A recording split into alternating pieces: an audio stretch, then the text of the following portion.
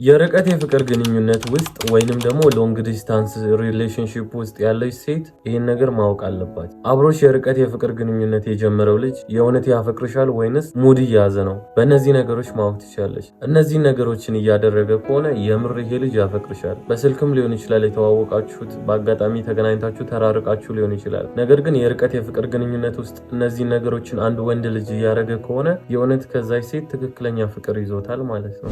አንደኛ ጊዜ ይሰጣሻል። የተራራቃችሁ ቢሆንም በቻለው አጋጣሚ ሁላ ይደውላል። ሰራተኛ ከሆነ ከስራ እረፍት ትንሽም ጊዜ ካለው በዛሽ ጊዜ ደውሎ ያወራሻል። የተትረፈረፈ ጊዜ ካለው ደግሞ ምንም ሳይሰስት ይሰጣሻል። ረጅም ጊዜ ይሰጣሻል።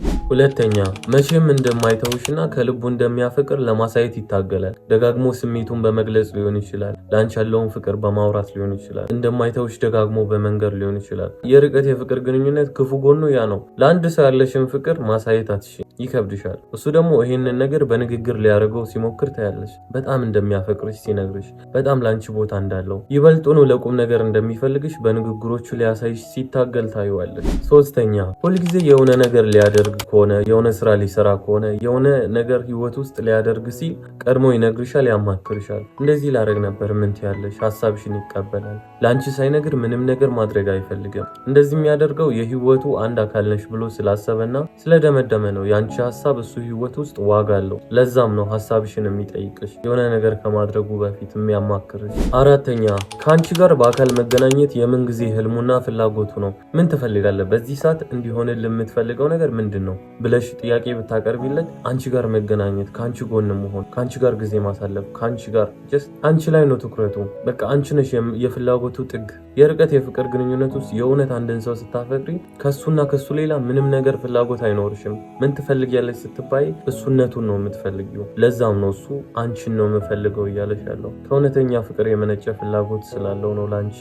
አምስተኛ ቅመሙ ነገር ይሄ ነው፣ ሁሌም ያምንሻል። የርቀት የፍቅር ግንኙነት ውስጥ ዋናው ነጥብ ይሄ ነው። 50%ቱ ክርክር አይዝም። ባትሪሽ ዘግቶ ከሆነ፣ ካልተመቸሽ፣ ስራ ከበዛብሽ ገና ስትነግሪው እረዳሻለሁ፣ ይገባኛል እያለ ከአንቺ በፊት አንቺን ቀድሞ ይረዳሻል። ምንም ነገር ስትነግሪው ወዲያው ያምናል። ይበልጡ ነው እምነት ታይበታለሽ እሱ ጋር። ምንም ነገር ብትዩ ያምንሻል። ስድስተኛ ወደ ቤተሰቡ ያቀርብሻል። ህይወቱ ውስጥ ጠጋ እንድትያደርግሻል። እህት ካለችው እህቶቹን በማስተዋወቅ፣ ወንድሞቹን በማስተዋወቅ፣ የቅርብ የሚለው ጓደኛ ካለው በማስተዋወቅ የኔ የሚላቸውን ሰዎችን እንድትቀርብ ያደርግሻል። ያንም የሚያደርገው ደግሞ ለቁም ነገር ስለሚያስብሽ ነው። ነገ ሚስቴ ትሆናለች ብሎ ስለሚያስብ ነው የሚያቀርብሽ። ሰባተኛ አለመግባባት ሲፈጠር ለማስረዳት ይታገላል። ከልቡ የሚያፈቅርሽ ወንድ ነው ይሄንን የሚያደርገው። ምክንያቱም በዚህ ነገር አንቺን ማጣት ስለማይፈልግ። ለአንቺ ክርክርና ጭቅጭቅ መስሎ ሊታይሽ ይችላል። ነገር ግን ለማስረዳት ሲሞክር ለመረዳት ሞክሪ። ከልቡ የማያፈቅርሽ ወንድ ተረድቼሻለሁ በቃ ተይው ምናምን ብሎ ቀለል አድርጎ ይተዋል። ምክንያቱም ግድ አይሰጠውም ያንቺ ምንም ነገር መሆን።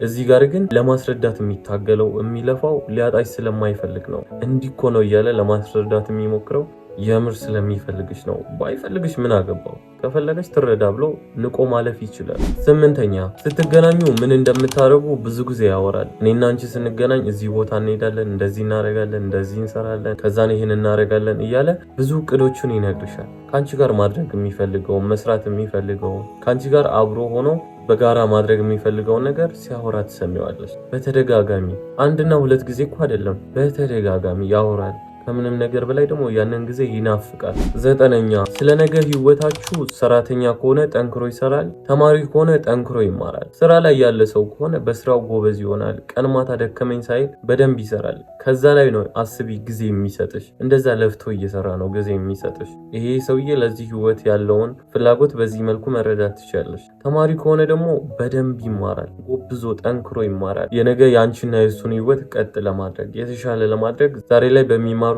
በሚሰሩት ነገር ጎበዝና ጠንካራ ይሆናሉ ለተሻለ ህይወታችሁ ሲሉ።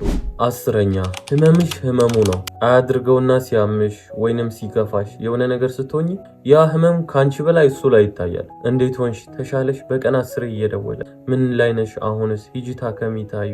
ይጨንቀዋል። በቃ ሰላም አያገኝም። ስራውንም ቢሆን በስነ ስርዓት መስራት አይችልም። ተማሪም ከሆነ መማር ይከብደዋል። ደጋግሞ ይደውላል፣ ትዕግስት ያደርግልሻል። ያንቺ መታመም ካንቺ በላይ እሱ ጋር ህመም እንደፈጠረ ያኔ ይገባሻል። 11ኛ በነፃነት እንድታወሪ ያደርግሻል። ምንም ነገር ስታወሪ፣ ምንም ነገር ስትናገሪ፣ ምንም ነገር ስታረጊ በነፃነት እሱ ጋር ስትሆኝ ገደብ የለሽም። በነፃነት ነው የምታወሪው፣ በነፃነት ነው የምትግባቢው፣ የፈለግሽውን ነገር ነው የምትጠይቂው። በዛ መልኩ ትልቅ ነፃነት ይሰጣሻል።